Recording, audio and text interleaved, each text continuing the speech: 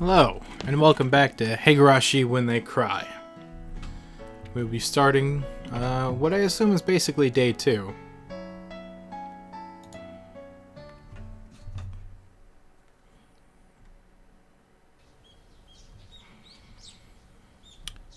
I took it a little too easy in the morning of my day off. I was totally late. Today was the day Rena and Mion were going to show me around Hinamizawa. Rena and Mion were already waiting at the meeting place. Ki-chan, you're late. Sorry. The show I was watching last night was really interesting. Blame that. Oh, so that's your excuse for being late and keeping two girls waiting?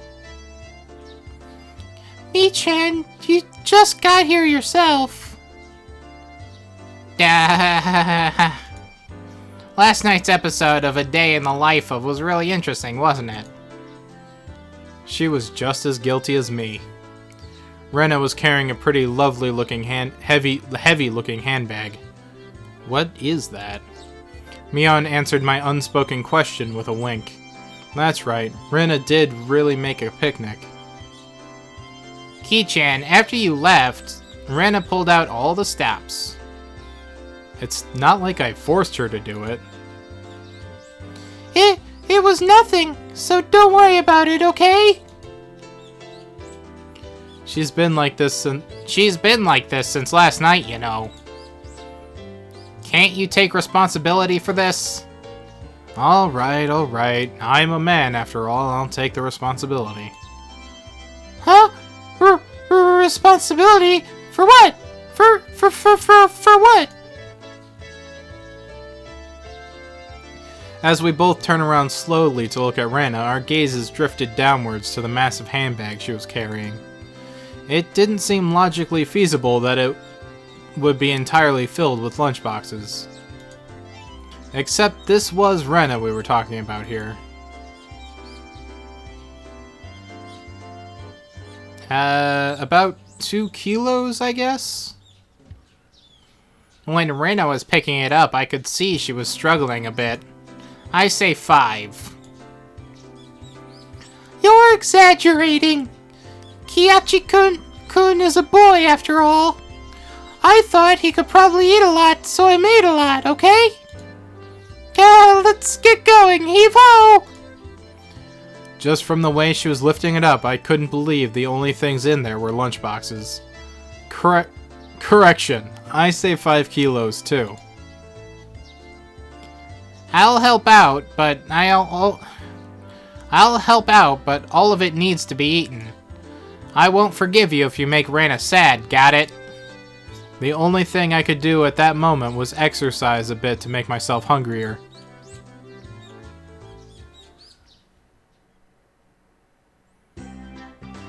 Having finished with the pleasantries, we began our leisurely stroll.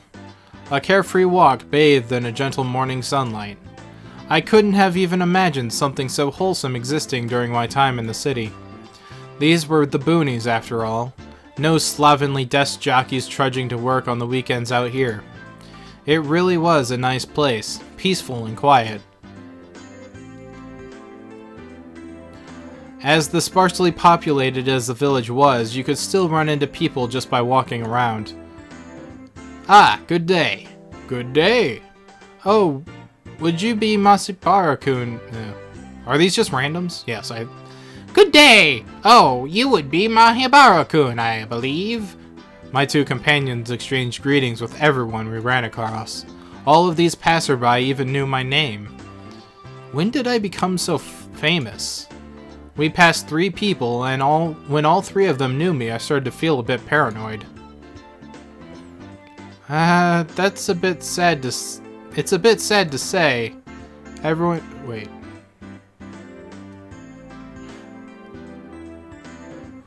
Oh, no, this is...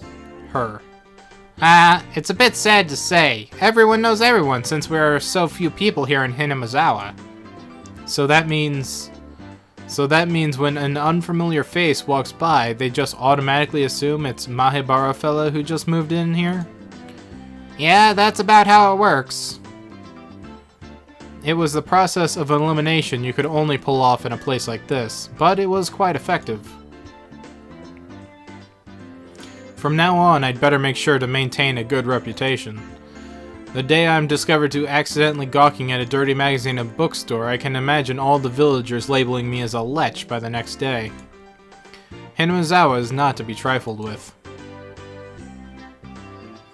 That's not the end of this nightmare. Of course I know them! The first person we met was the old man Takazu from the Mikano bike shop. His hobbies are bonsai and playing the flute. Next, we met the grocer's second son, Daisuke-kun.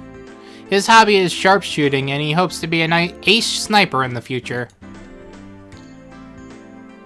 And the person we just met was Mio-san, the nurse from the clinic. Her hobbies are birdwatching and photography. You know the names of everyone we pass by? And even their profiles? Seeing my surprise, Mion and Rina exchanged looks and burst into laughter. Well, yeah. We're not like the city where people hardly know their neighbors. Then let's try it out. You there, who am I?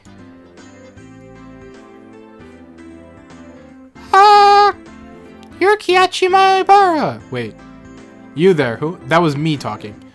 Okay, let's try this out. You there, who am I? You're Kiyachima Ibara. You say some mean things, but you're actually a kind, shy person. It's been 3 weeks since you transferred here. Your hobby is taking afternoon naps. Lately, you switched over to wearing boxers. Didn't you? That's enough. That is enough. Boxers? Enough of that. Apparently, there's absolutely nothing you can keep hidden here. Hanazawa is not a place to be trifled with.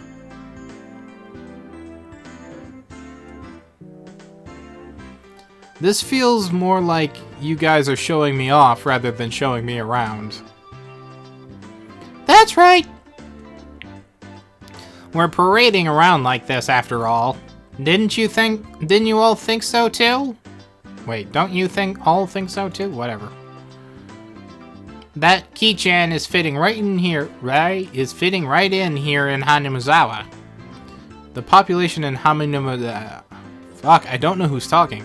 The population in Hanazawa is shrinking, so the villagers welcome anybody who's new here. I thought about brushing it off with something to the effect of, "You're kidding me," but I held back. Had I ever greeted someone who'd just moved into the city like this before?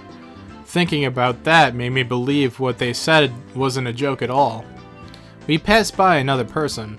Of course, we were called out again in the same way. "Oh my god, good day. Oh my, good day. It's wonderful seeing you getting along."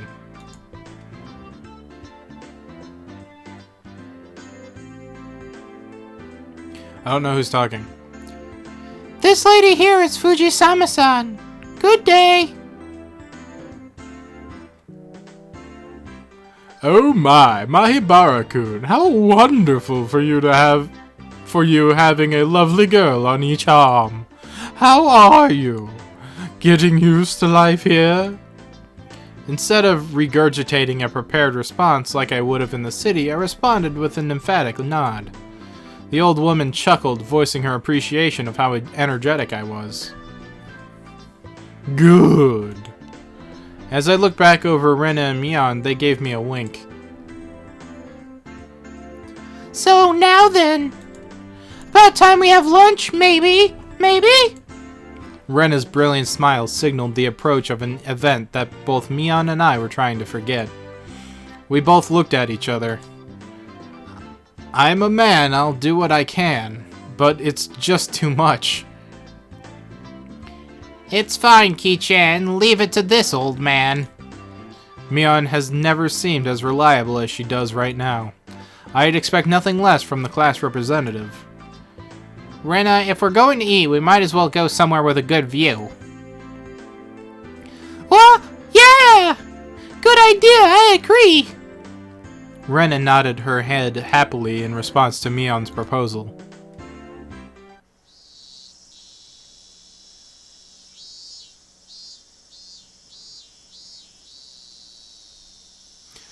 Cresting the top of a stone stairway, a shrine drawn straight out of my imagination appeared before us.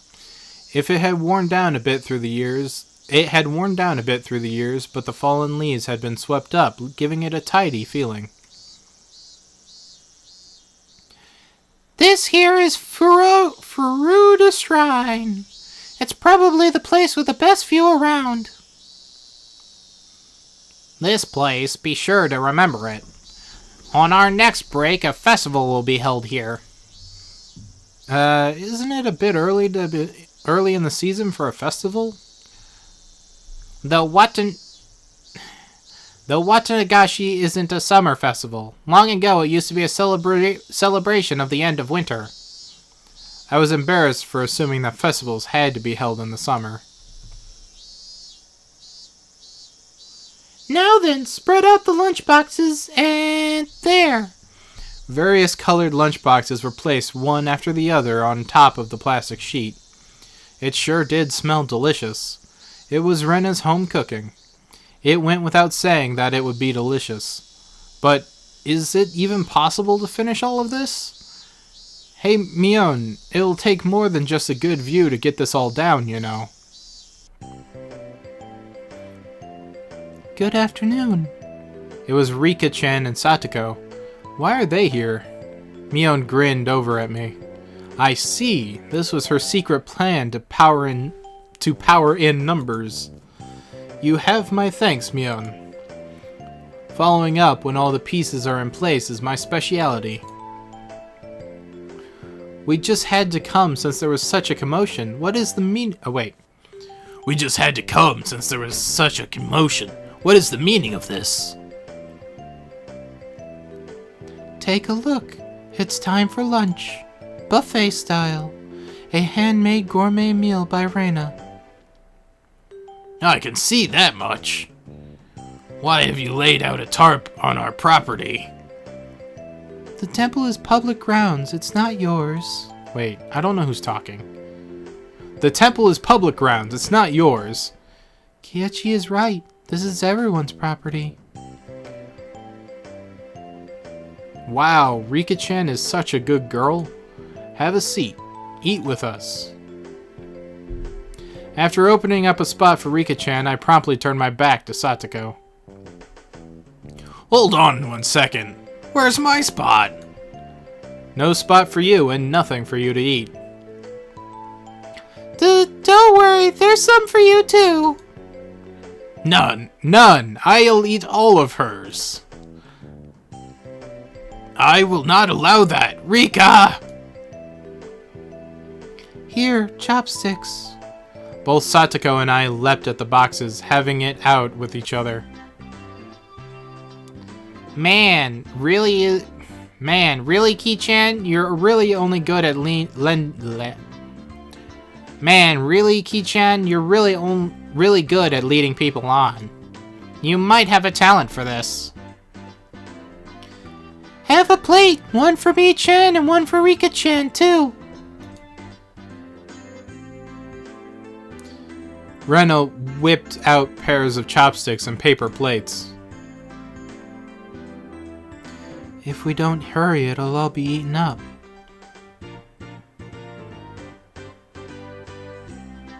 Oh, that's right, okay.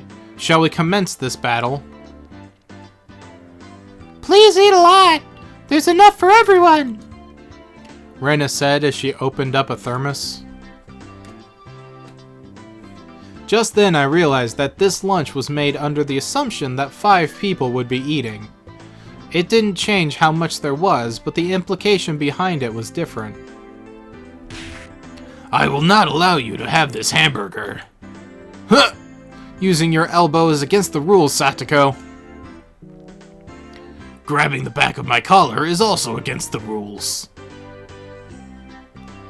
It was a tough battle, blocking with her full momentum and an elbow in the opening moves.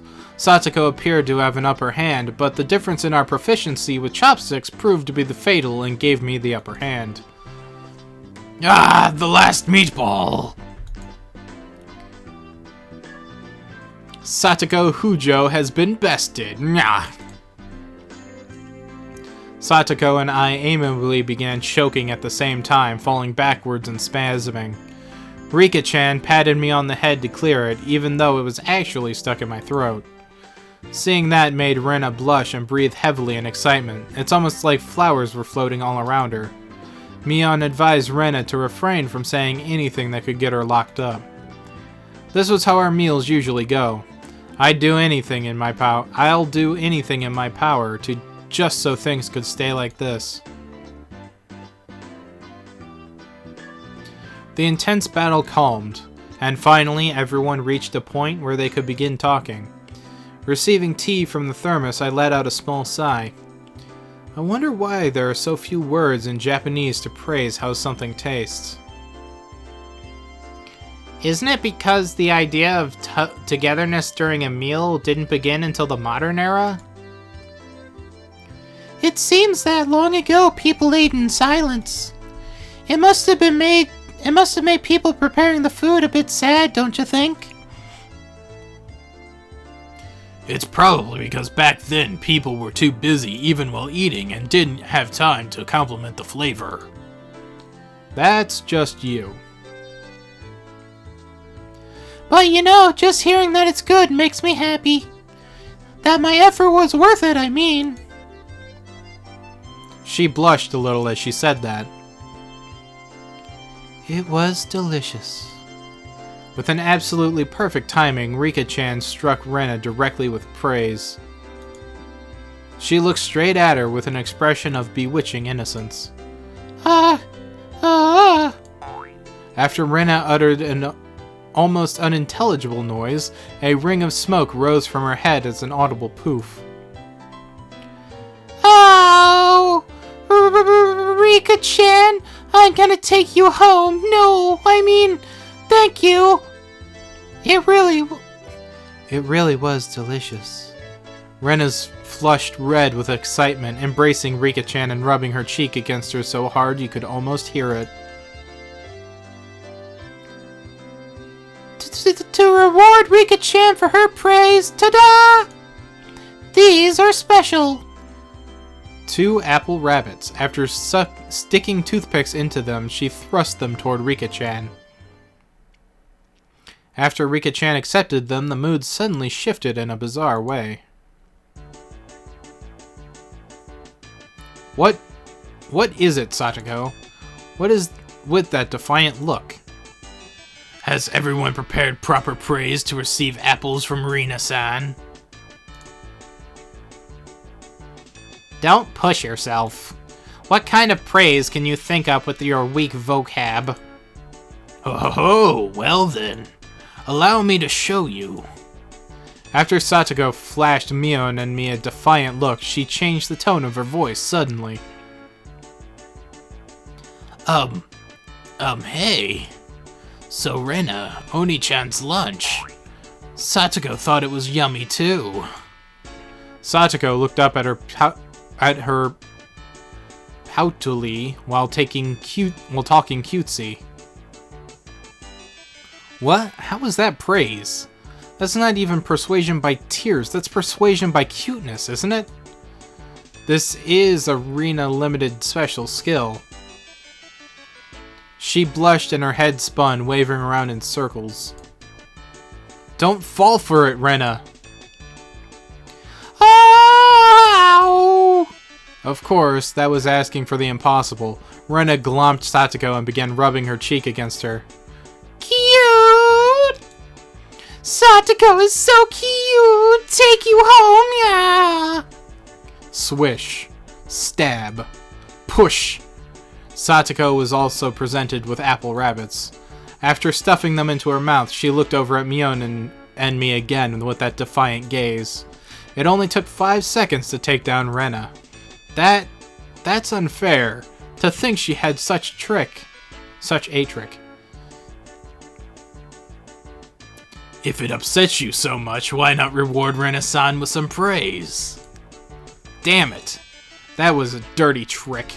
First of all, that wasn't even praise. Satoko, you think you've won with that, don't you? How about I show you guys something much better than your superficial gimmicks? That sounds great, Mion. What kind of trick is it? Ki-chan is going to be the one who does it. Wait, what? Why don't I have you show me then? Wait. I don't know who's talking. Ho, why don't I have you show me then? The writhing of an old maid. The plan of attack she suggested was wicked. But it was the only thing we had to beat Satoko. After sipping my tea, I started talking very naturally and calmly. Perfectly. It really is good, isn't it? This is all freshly made, correct? No. Actually, most of it, almost all of it was frozen stuff. Then which ones did you make fresh? Well, it's embarrassing. Do I really have to say? Must I? From the synergy of boy plus handmade lunchbox, her expression had melted into euphoria. I already know. This one, right? Rena turned an even deeper shade of red, the words, "I can't believe it," practically written on her face. How can you tell? That I made it? Of course, Mion had told me beforehand. It had been perfect so far. After acting like I was shy, I waited a beat. Next would be the finisher. It had your smell. Silence enveloped the area. Rena, face still completely red, froze solid. With a small yelp, Satoko also blushed. Of course, I did too. I sure would like to try one of Rena's handmade apple rabbits. Or something. Even if this was all because I was competing against Satoko, it felt like I had crossed the line by a good 9 yards, I think. Then, at that moment... Explosion. It was a Tupperware container filled with rabbits. Please eat some, Kiyachi-kun! There's plenty for you! What? Instantly, dozens of the apples were shoved into my mouth, knocking me over. Okay, say Kiyachi-kun! My head was forcibly laid upon her lap. Even more apples were shoved into my mouth. While she was squealing, one apple after another was forced into my mouth. More and more apples.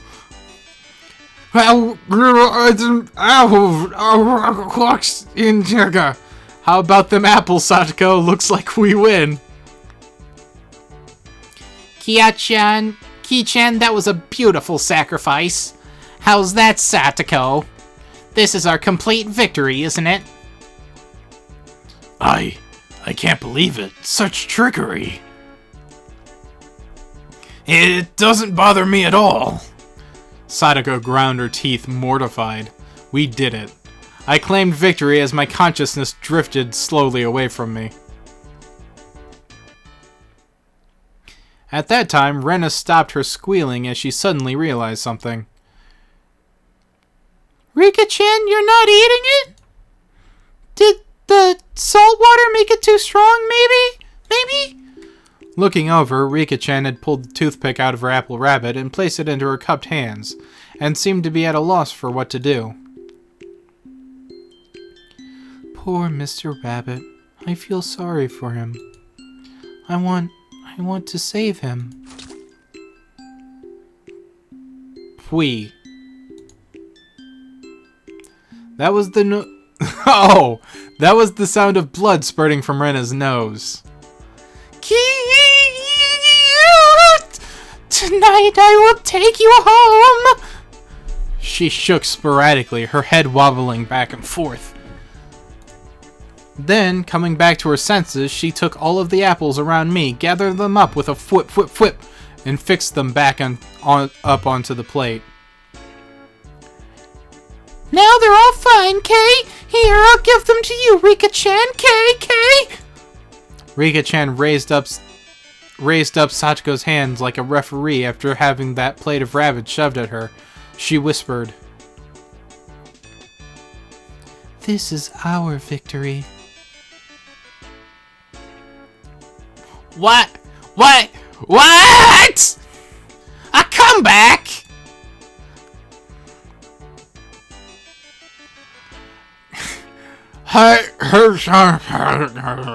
I just don't care anymore.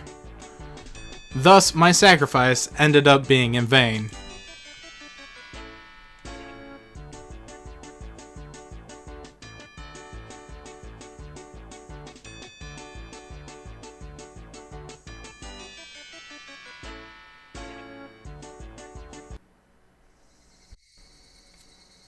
It was a fun-filled, crazy day. But as soon as the sun began to set, the end of the day really did come quickly.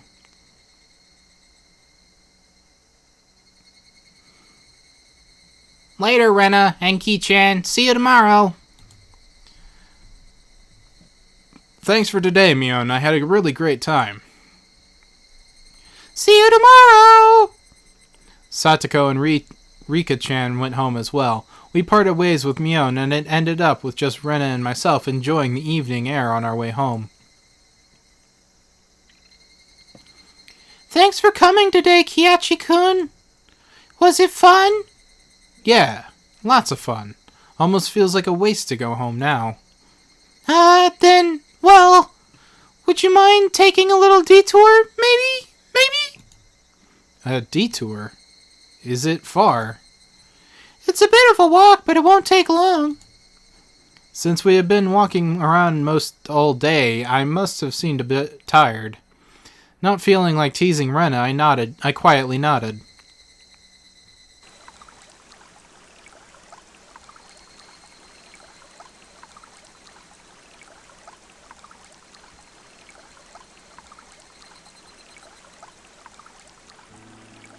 Traversing a small path and up a small hill, the land suddenly stretched out before us.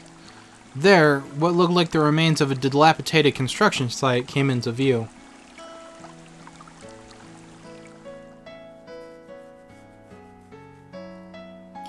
A large heap of garbage spread out off towards the swamp. Probably illegal dumping. I recall it being in the newspaper. Ooh, it's been quite a while. I wonder what's here. When you say it's been a while, you mean the business you had here with this garbage pile? No. It's not garbage. To me, it's a pile of treasure.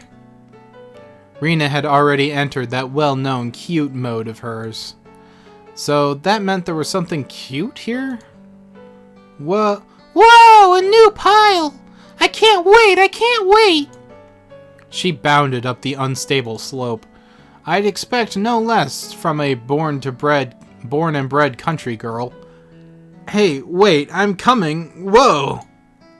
My city-raised self was completely pitiful. That's right, just stay right there, Kiachi-kun, it won't take long. Rennick kindly declined my accompaniment. Don't fall! Don't fall, watch your step. I'm fine. This is nothing at all. Literally bounding up the heap of trash, Rena disappeared over the other side. I didn't like being left behind, but I was still pretty tired from the whole day, so I just ended up waiting. Without the lively Rena around, the surrounding area quickly fell into silence. The cry of the Higurashi gently cooled the air. Fairly exhausted, I began to feel a little sleepy. Just then, the sudden noise of scattering pebbles alerted me to somebody's presence. Startled, I turned around. Standing there was a typical-looking photographer. He spied over at me through his camera. His body was tanned and fit. But something about him seemed unreliable, and he had a bit of an aloof air about him. Well, it didn't seem like it was a bad... it didn't seem like he was a bad guy in any case. Whoa! You surprised me.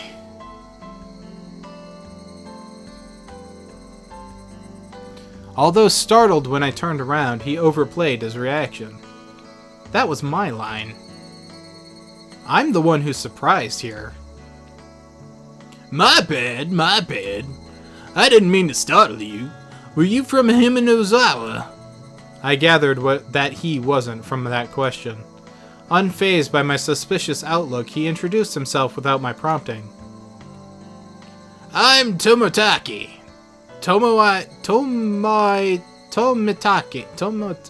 Fucking son of a bitch, Japanese. Tomitake, whatever. Freelance photographer. I come to Himenozawa from time to time. I didn't ask you who you were. Quite rude to photograph someone without consent, one would think. My bad, my bad. I mainly photograph wild birds. They can't refuse, you see. So what you're saying is I'm the same as birds. No, well, you see, that image of a young man in the twilight was just too picturesque. I apologize for trying to take your picture without asking. Adults are pretty slick. Although, all that annoyance I felt for being startled just flew away as he buttered me up. I had no intention of hanging around with this guy trying to get cozy with me, except it didn't seem like Rena would be back soon. But this older guy, Tomaki-san, he didn't mind my cautious responses and continued rambling on about himself. Kiachi-kun, sorry to keep you waiting. I'm finished now. Rena popped her head out from one of the lower piles of garbage and waved her hand. You have someone with you? Would she be doing... Wait, that's not it? You have someone with you? What would she be doing over there? That's what I wanted to know. Dunno. Maybe she's checking on that dismembered corpse that was out here not long ago. Tomaki-san looked shaken up by that for a moment. Uh-oh. I responded like I would if I were talking with Rena and the others.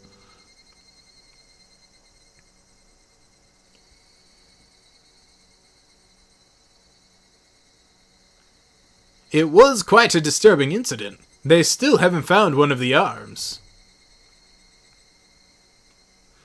Kiachi-kun, sorry to keep you. You were just waiting a while, I guess. I'd best leave you two lovebirds alone. Again, my apologies for startling you, Kiachi-kun.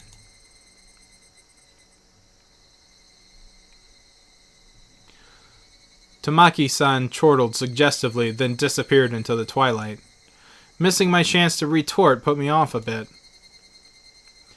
Kiachi-kun, are you angry? Why, I wonder... It wasn't Rena's fault, so I decided just to brush it off for now. How was it? Find a treasure trove?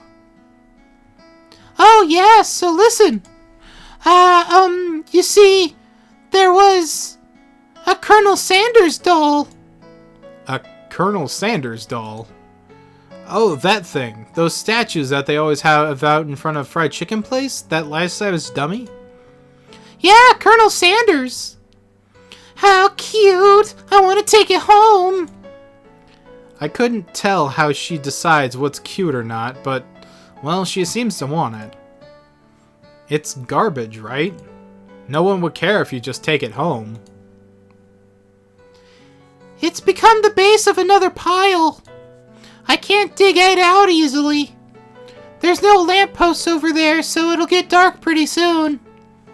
Rena seemed quite down about finding a treasure and not being able to bring it back. I'll help you out, to repay you for that delicious picnic you prepared today.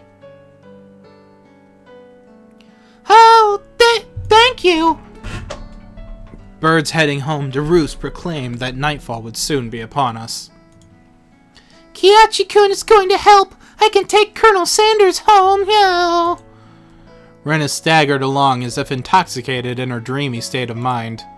I tried asking her in a way that wouldn't take her out of her cheery state. Hey, Rena? Long ago, did something happen here? Seems like... Wait, is this still me? Yeah. Seems like they were building a dam here. Oh, no, that's her. Seems like they were building a dam here. I don't know the details, though. Ow. Just wondering if you knew about, you know, an accident or something. I don't know. Her tone was disturbingly frank. It sounded more like denial than an answer. I must have appeared rather dumbstruck. Rena quickly lightened her expression.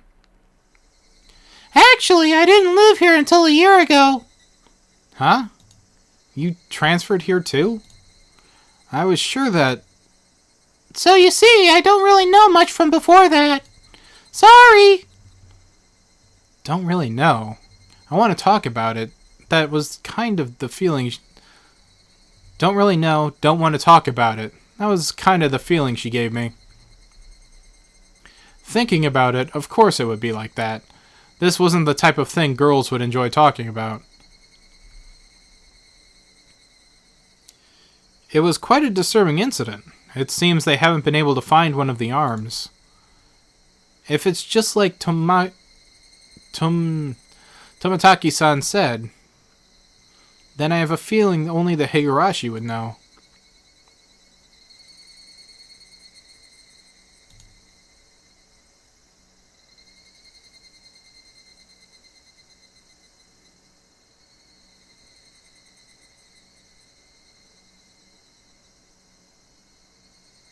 You have received new tips. The Mabera Mansion, the dam site murder/dismemberment, newspaper edition. Interesting. So maybe shit has happened. So I guess we read these.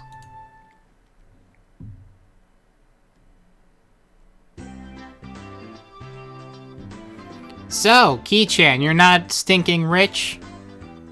What's with this all of a sudden? Did I come to school on a limo before? How much do you get for a monthly allowance? About $10? That's that's a rather plebeian amount.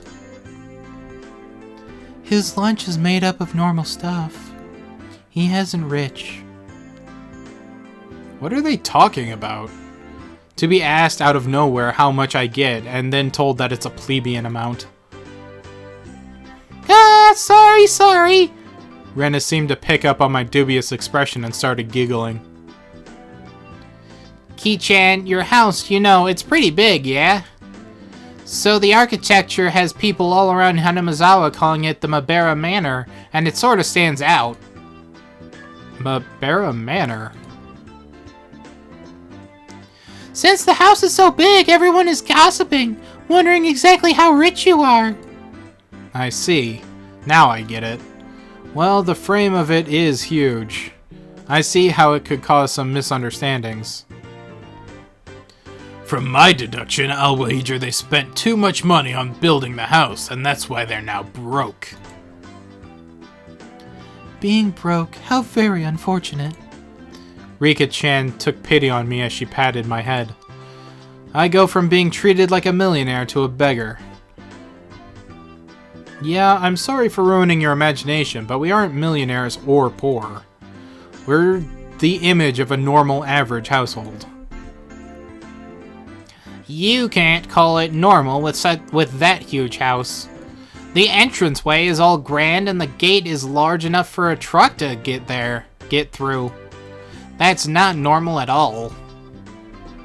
They do say the bigger your house, the more prosperous you are. The reason the house is so big is because Dad's studio is in it too. There are a bunch of different workshops, and a lot of his works are hung up in different places. All of them are huge too. For those reasons, the family actually uses only a third of the house for day-to-day living. He planned it out so people in cars could come in to see the gallery he opens up in the house someday. But the entranceway Mion is talking about is the one for the studio and is normally sealed off. The entranceway the Mabera family actually uses is a very plain and simple one. The interior is much different from how it looks on the outside. I'd really like a chance to explore Ki-chan's house. Claiming not to be rich but having a home like that? What could be hidden in there? Maybe there's something cute hidden now. They probably have no money to purchase furniture, so it's filled with Spartan rooms. If there are carpeted rooms, I'd love to try rolling around on the floor. What? That'd be so great! I want to roll around too! Seems like their imaginations are just piling on. Well, sometime in the near future, it wouldn't be too bad to invite them all to my house. Dad is a sucker for the ladies, so he might even let them look around his studio. The cry of the Higurashi crescendoed as the sky towered over everything. It was hot, but the air was clear. It smelled like the beginning of summer.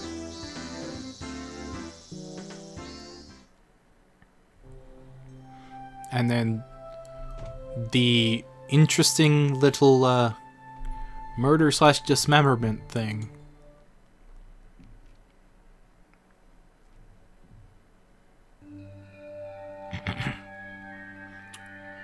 From the June XXX 1979 edition.